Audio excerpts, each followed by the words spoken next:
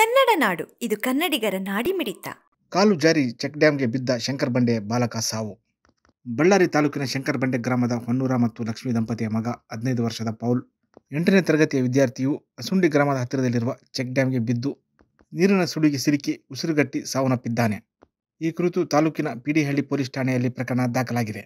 ಶನಿವಾರ ಸಂಜೆ 5 ಗಂಟೆಗೆ ಮಗುವಿನ ಪಾರ್ಥಿವ ಶರೀರದ ಅಂತಿಮ ದರ್ಶನ ಪಡೆದ ಗ್ರಾಮೀಣ ಶಾಸಕ ಬಿ. ನಾಗೇಂದ್ರ ಅವರ ಬೆಂಬಲಿಗರು ಮೃತನ ಕುಟುಂಬಕ್ಕೆ ಧನ ಸಹಾಯ ಮಾಡಿ ಸಾಂತ್ವನ ಹೇಳಿದರು. ಅವರ ಆತ್ಮಕ್ಕೆ ಶಾಂತಿ ಸಿಗಲಿ ಹಾಗೂ ಅವರ ಕುಟುಂಬಸ್ಥರಿಗೆ ಈ ದುಃಖ ಭರಿಸುವ ಶಕ್ತಿ ನೀಡಲಿ ಎಂದು ಪ್ರಾರ್ಥಿಸಿದ್ದಾರೆ. ಆದಷ್ಟು ಬೇಗ ಸರ್ಕಾರದಿಂದ ಪರಿಹಾರವನ್ನು ಕೊಡಿಸುವುದಾಗಿ ಬಾಲಕನ ತಂದೆ ತಾಯಿಗೆ ಭರವಸೆ ನೀಡಿದ್ದಾರೆ.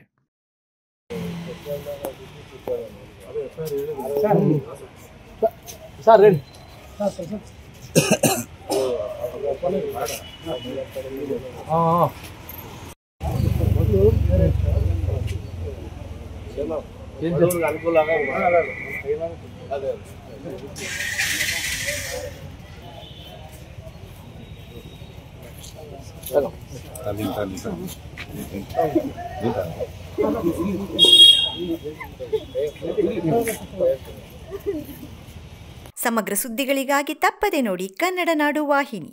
ಸಬ್ಸ್ಕ್ರೈಬ್ ಮಾಡಿಕೊಳ್ಳಲು ಕೂಡಲೇ ಪಕ್ಕದಲ್ಲಿ ಕಾಣುವ ಬೆಲ್ ಐಕಾನ್ ಕ್ಲಿಕ್ ಮಾಡಿ ನೋಟಿಫಿಕೇಶನ್ ಪಡೆಯಿರಿ.